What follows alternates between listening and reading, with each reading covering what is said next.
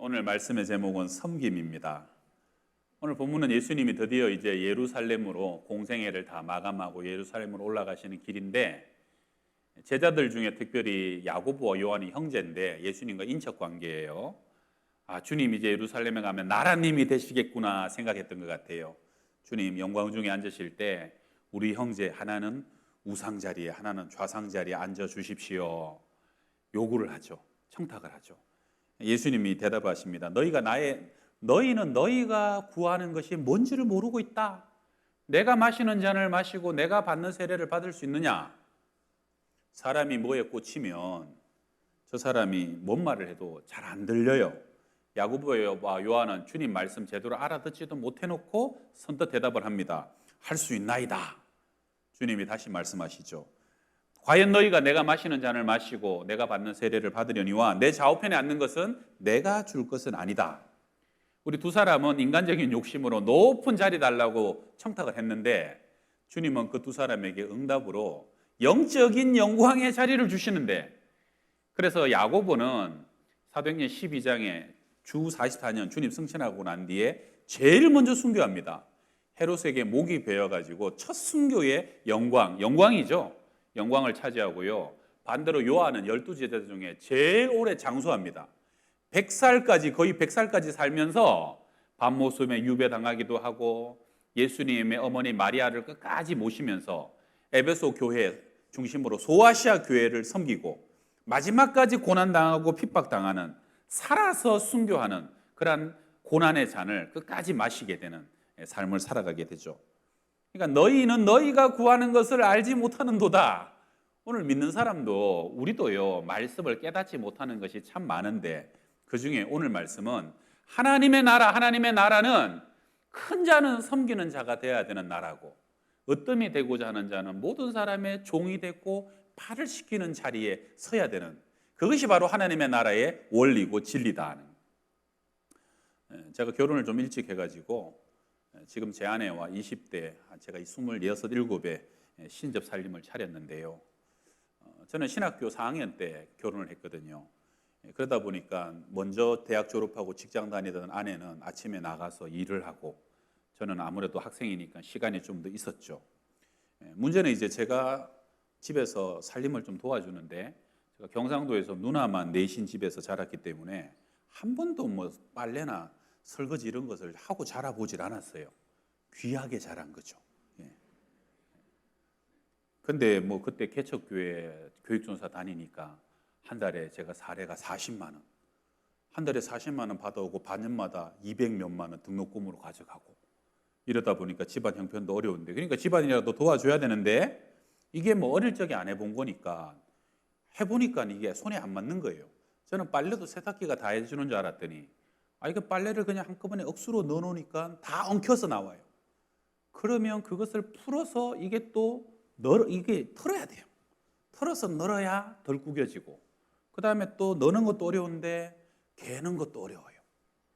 개는 것도 어려운데 다림질은 더 어렵더만요.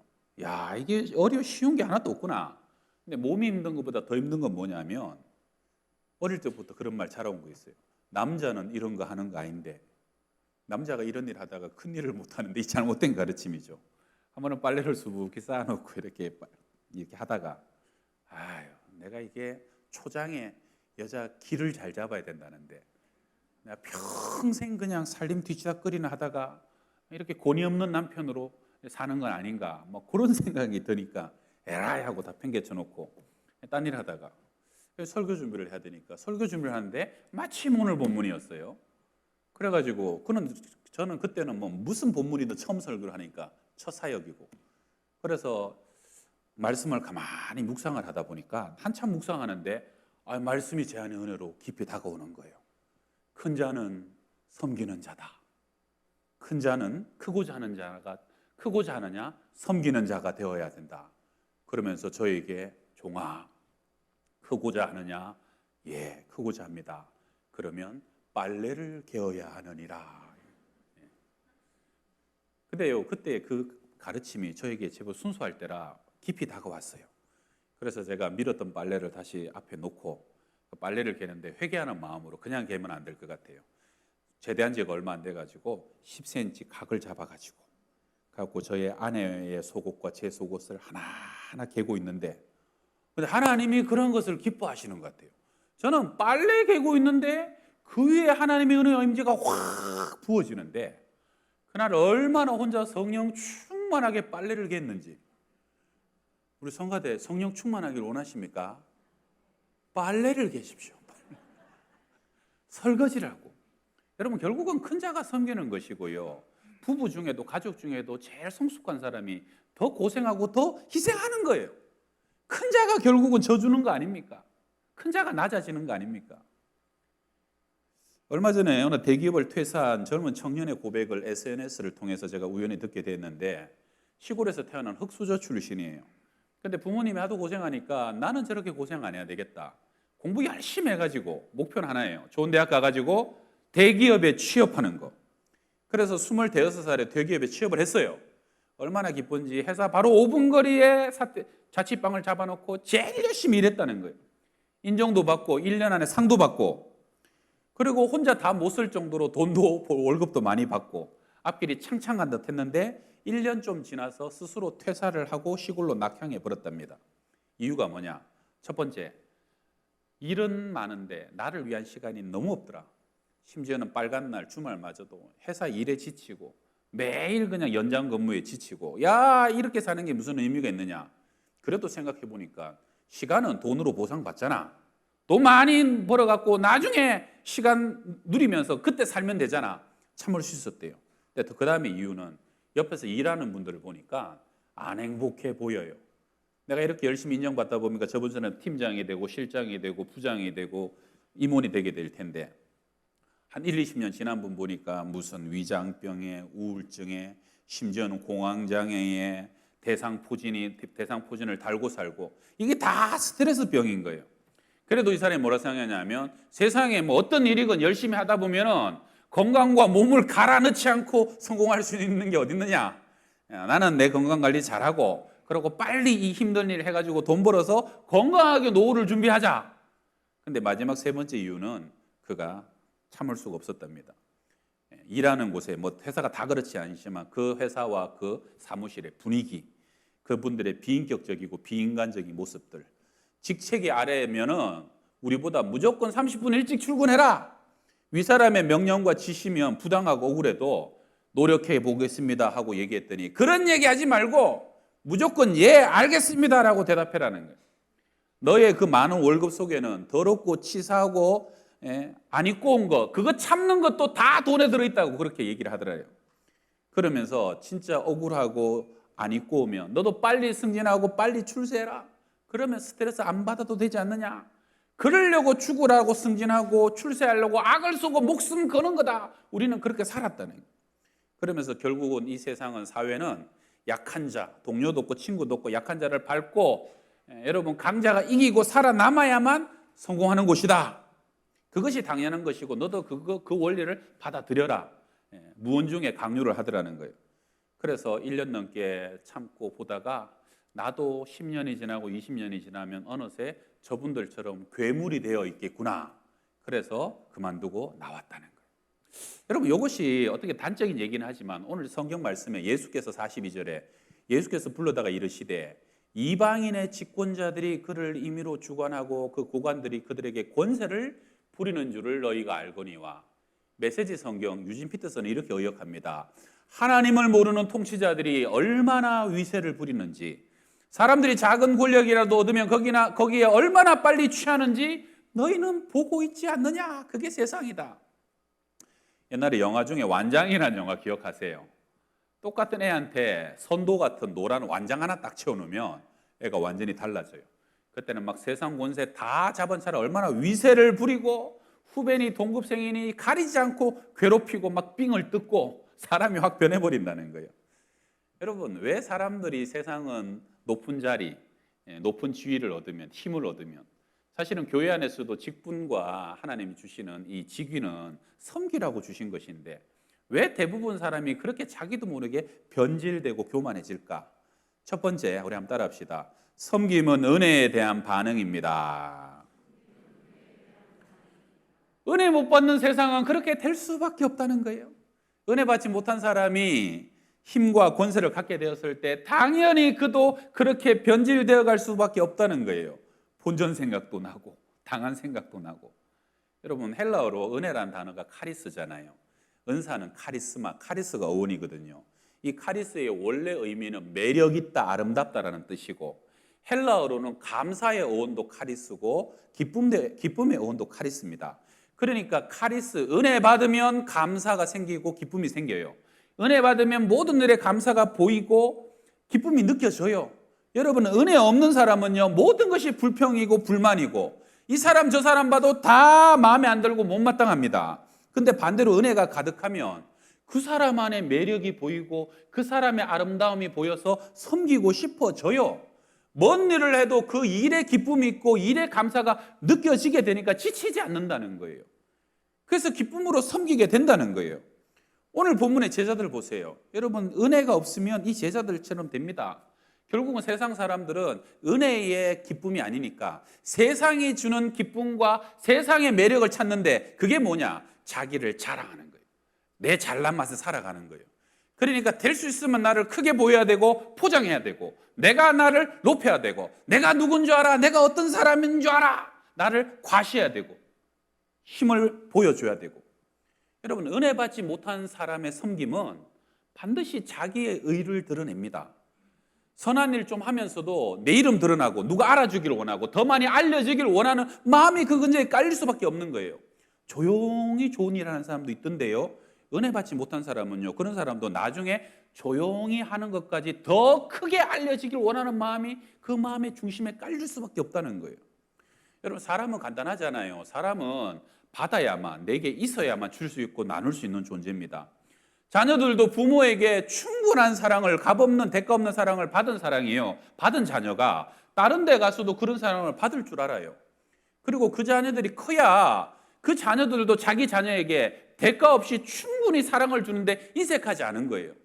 여러분, 죄송하지만 자녀들도요, 사랑을 충분히 못 받고 자란 자녀는요, 나중에 자기 자녀에게 조금만 잘해줘도 내가 얼마나 너한테 많이 해줬는데 이러면서, 왜냐하면 넉넉히 사랑을 못 받아 보니까 충분한 사랑을 주기에 익숙하지 않은 거라는 거예요.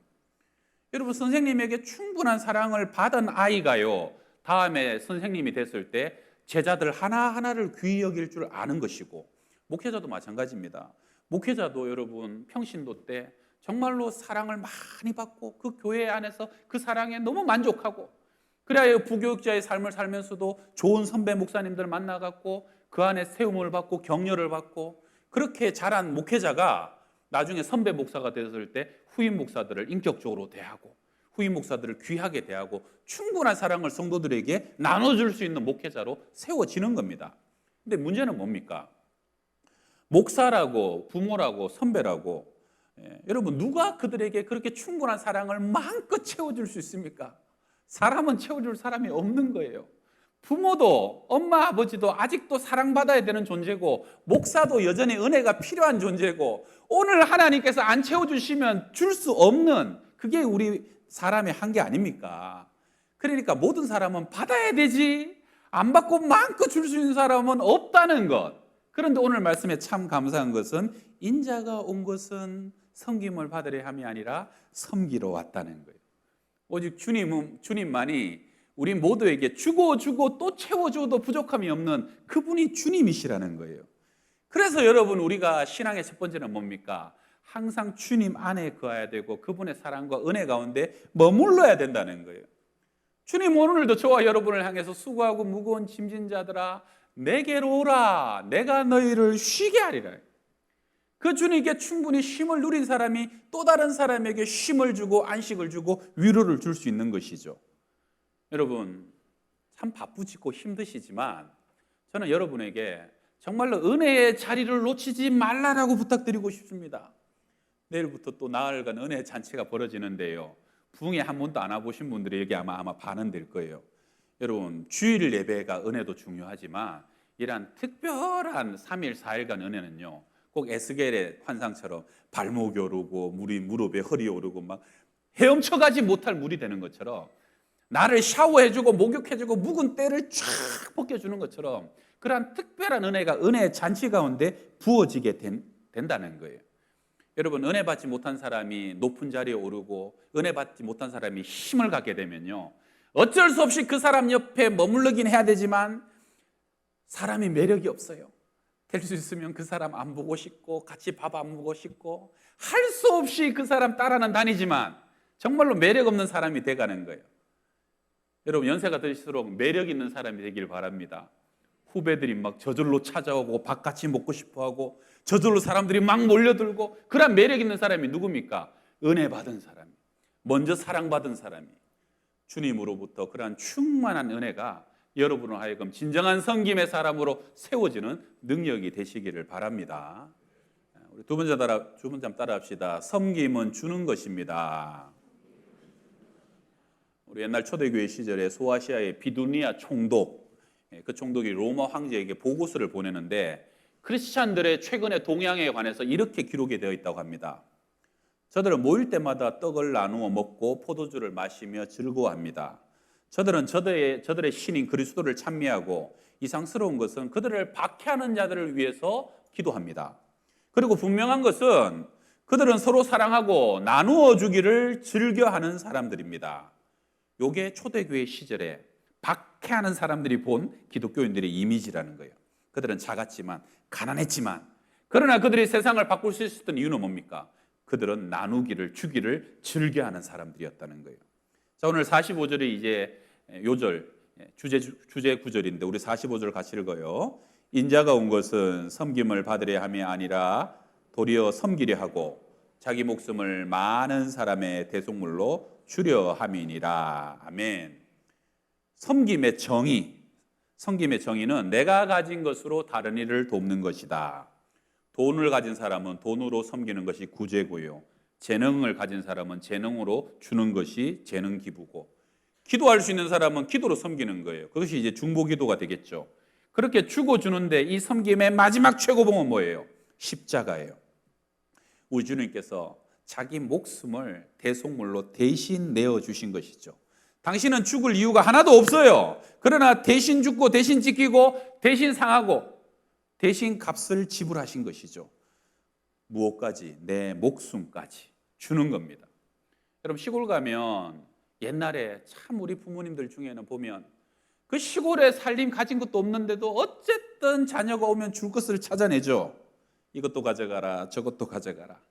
좀 더 먹고 가지, 좀 더 쉬다 가지, 좀 기다려봐라, 이것도. 사랑은 뭡니까? 사랑은 반드시 줄 것을 찾아내는 능력입니다.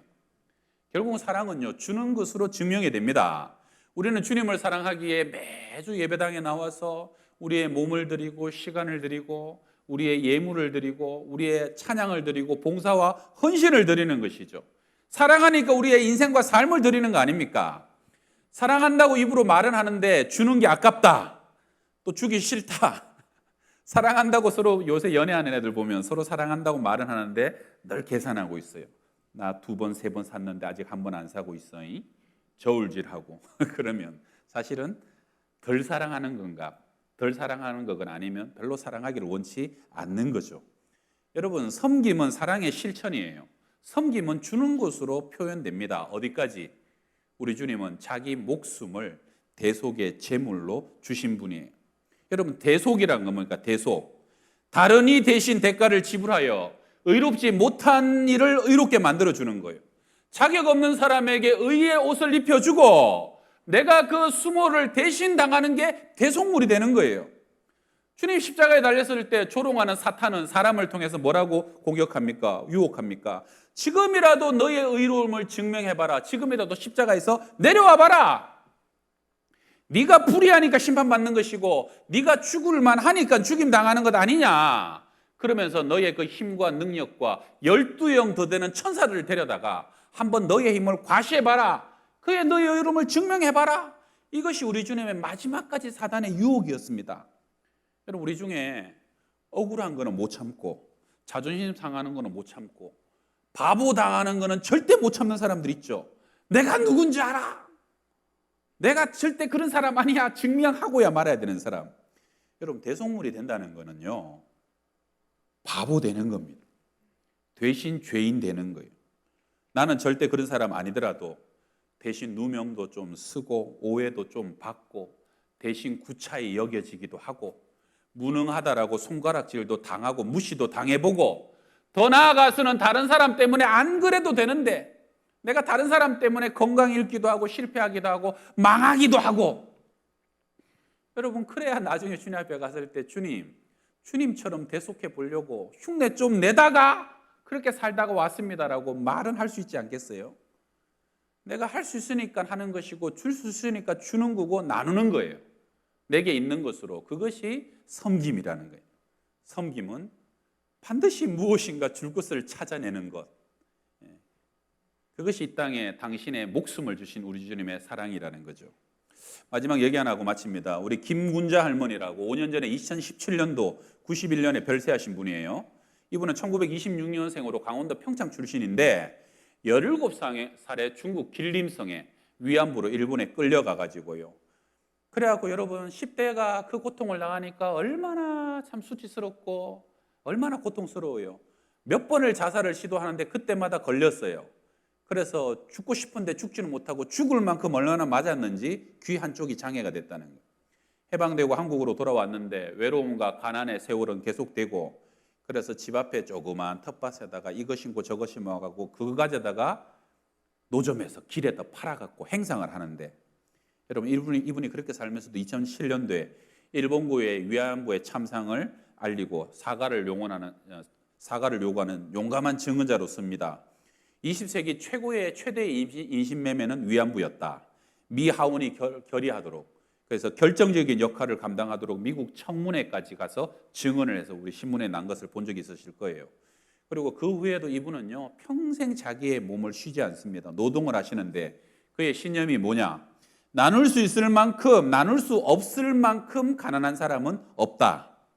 평소 당신을 위해서는 옷 한 벌도 제대로 안 사 입고 절약하시는 분인데 2000년에 이분이 5천만 원을 기부해서 세상을 놀래킵니다.